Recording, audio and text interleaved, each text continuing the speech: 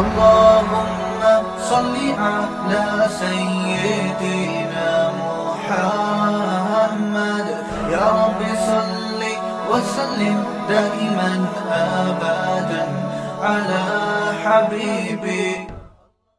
کہ آپ کا ایک انٹرویو دے گا, بڑی خوشی ہوئی, مگر جب اس خاتون نے سوال کیا کہ آپ تینوں بیویوں کو ساتھ رکھتے ہیں, تو آپ نے جواب میں کہا یہ ممکن نہیں, پھر مجھے ہیلمٹ پہن کر گھر جانا پڑے گا.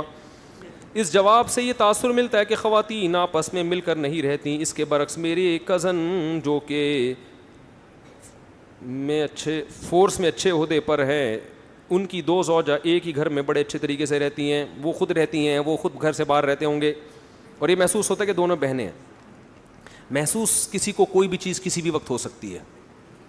ایک تو یہ فوج میں ہو سکتا ہے کوئی GHQ سے کوئی ان کی بیویوں کے لیے الگ لیٹر آتے ہوں کہ تمیز سے رہو, ٹھیک ہے نا, ورنہ آرمی ایکشن لے گی. ہو سکتا ہے یہ آرمی کا ڈنڈا ہو, ٹھیک ہے نا, جس کی وجہ سے محبت سے رہ رہی.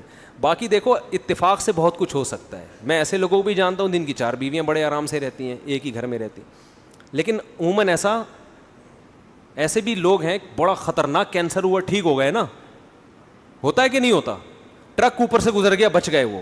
تو یہ قدرت کے نمونے ہیں کہ 2 بیویاں بہنوں کی طرح رہ رہی ہیں.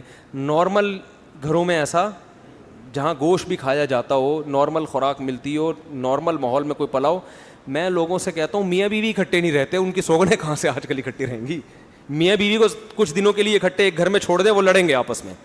ان کو بھی ہم مشورے دیتے ہیں, جب زیادہ پھڈے ہوتے ہیں نا میاں بیوی کے, ہم کہتے ہیں ایک دوسرے سے کچھ دنوں کے لیے الگ ہو جاؤ. اس کو اپنی اماں کے گھر بھیج دو, تم بھی کہیں جا کے رہنا شروع کر دو.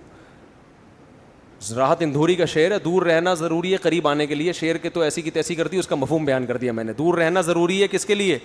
قریب رہنے کے لیے. تو میاں بیوی آج کل اکٹھے نہیں رہتے, ان کی بیویاں آپس میں کہاں سے رہیں گی اکٹھے؟ تو یہ ہوائی باتیں ہوتی ہیں, کچھ ہوتا ہے اتفاق سے ایسا ہوتا ہے. مفتی طارق مسعود صاحب کے بیانات سننے کے لیے youtube.com/مفتی طارق مسعود کو سبسکرائب کریں, اور اگر آپ لائیو ویڈیو کو کبھی بھی مس نہیں کرنا چاہتے ہیں تو سبسکرائب کرنے کے بعد بیل آئیکن پہ کلک کرنا مت بھولیں. جزاک اللہ.